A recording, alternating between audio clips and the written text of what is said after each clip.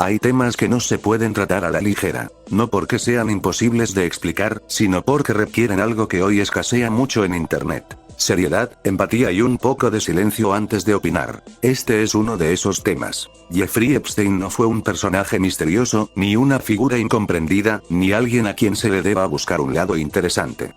Fue una persona que cometió atrocidades. Y lo más grave de todo es que muchas de ellas involucraron a personas menores de 18 años. No voy a describir nada. No hace falta entrar en detalles para entender que estamos hablando de algo profundamente grave. Esto no es una exageración. No es una narrativa creada en redes. Es un caso real, investigado durante años, con consecuencias reales en personas reales. Hace apenas unos días se filtraron archivos relacionados con este caso. Documentos que, una vez más, sacaron a la luz cosas horribles, a un nivel que vuelve imposible seguir minimizando lo que ocurrió. Y sí, entre esa información vuelven a aparecer hechos que confirman que hubo abuso y situaciones graves con personas menores de edad. No voy a leer archivos. No voy a mostrar capturas. No voy a convertir esto en espectáculo, porque el punto no es alimentar el morbo, sino entender la magnitud de lo que pasó y por qué nunca debió normalizarse. Además, dentro de estos archivos aparecen correos electrónicos y registros de actividad en Internet que muestran un lado aún más perturbador de Epstein fuera del ámbito público. En varios correos se refleja un comportamiento agresivo, obsesivo y problemático en línea.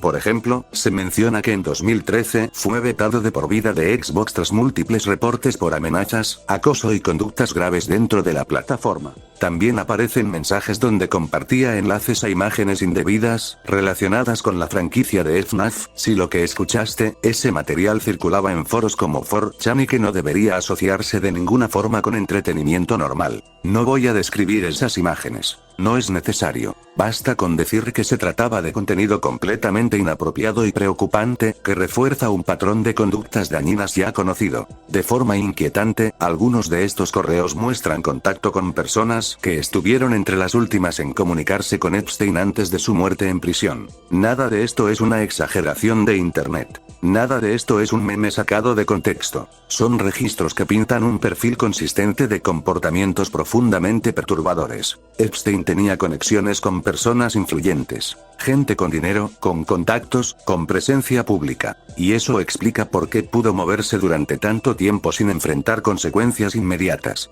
Durante años, todo esto se mantuvo rodeado de silencios, de evasivas, de miradas hacia otro lado. Epstein murió mientras estaba bajo custodia en una cárcel. La versión oficial es que se quitó la vida. Y más allá de las dudas que muchas personas siguen teniendo, hay una verdad difícil de ignorar. Con su muerte, muchas preguntas se quedaron sin respuesta. Eso, por sí solo, ya es grave. Pero lo más inquietante no es solo el caso, es lo que pasó después. En redes sociales, especialmente en Twitter, empezaron a aparecer cuentas que lo alaban, que lo tratan como si fuera una figura casi divina, como si representara una verdad prohibida o una provocación inteligente. Y no, eso no es análisis, eso no es pensamiento crítico, eso es provocación vacía, es clickbait. Cuentas que usan un caso real, con víctimas reales, solo para generar enojo, burlas e interacciones. Idolatrar a alguien que hizo daño, y peor aún, daño a personas menores, no te vuelve más inteligente, no te vuelve más rebelde, no te vuelve más libre, te vuelve indiferente. Convertir un caso así en memes, en culto, en ironía constante, solo demuestra que para algunas personas el sufrimiento ajeno vale menos que unos likes y eso dice mucho. Hablar del caso es válido. Analizarlo es necesario. Cuestionar a personas con influencia también lo es. Pero romantizar a alguien que cometió atrocidades no es rebeldía, es una pérdida total de sensibilidad. Aquí es donde vale la pena frenar un momento y preguntarnos algo básico. ¿Qué estamos normalizando cuando celebramos este tipo de cosas? Porque una cosa es desconfiar de versiones oficiales, y otra muy distinta es convertir a una persona así en símbolo, en ícono o en broma recurrente. Hay una línea, y muchos la cruzan a propósito.